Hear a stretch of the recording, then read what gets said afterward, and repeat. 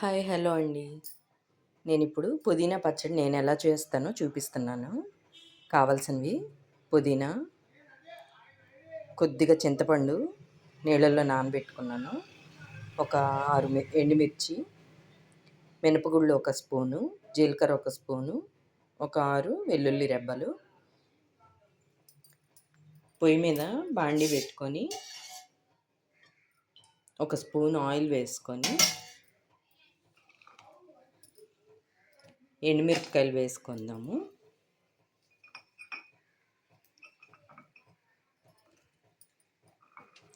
వాటితో పాటు మినపగుళ్ళు, జీలకర్ర కూడా వేసేస్తున్నాను.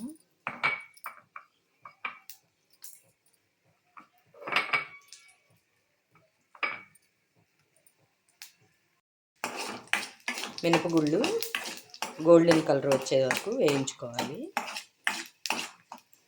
ఇదిగోండి గోల్డ్ కలర్ వచ్చినాయి కదా, ఇంకా ఎండుమిరపకాయలు, మినపగుళ్ళు తీసేసుకుందాం ఒక కప్లోకి. ఇవి ఒక బౌల్లోకి తీసేసుకున్నాం కదా. ఇప్పుడు మిగతా నూనెలో మనం పుదీనా వేసి వేయించుకున్నాము. పుదీనా బాగా వేగిపోవాలండి, బాగా వేగేదాకా వేయించుకున్నాము. చూడండి ఎంత పుదీనా వేస్తే ఎంత అయిపోయిందో, వేగేసరికి చాలా తగ్గిపోతుంది పుదీనా. ఇలా బాగా వేయించుకోవాలి. ఇంకా వేగిపోయింది కదా, ఇంకా స్టవ్ ఆఫ్ చేస్తున్నాను.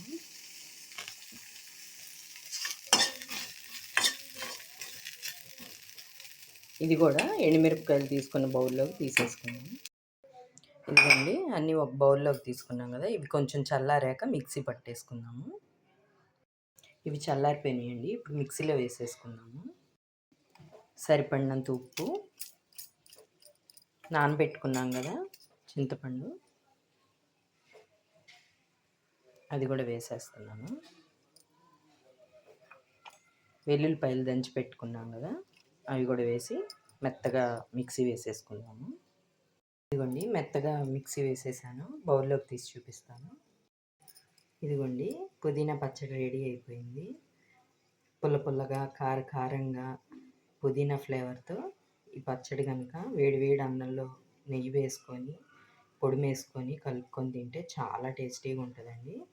నా వీడియో కనుక మీకు నచ్చితే లైక్ చేయండి, షేర్ చేయండి, కామెంట్ చేయండి. అందరికీ కృష్ణాష్టమి శుభాకాంక్షలు అండి. నేనైతే కృష్ణాష్టమి పూజ రేపు చేసుకుందాం అనుకున్నాను. 2 రోజులు వచ్చింది కదా, ఉట్టి కొట్టే వాళ్ళకి నైట్ ఉంటుంది కాబట్టి తిది నైట్ ఇవాళ చేస్తారు. నేను రేపు పొద్దున్న ఇంట్లో పూజ చేసుకోవడం కాబట్టి ఉదయం చేసుకుందాం అనుకున్నాను.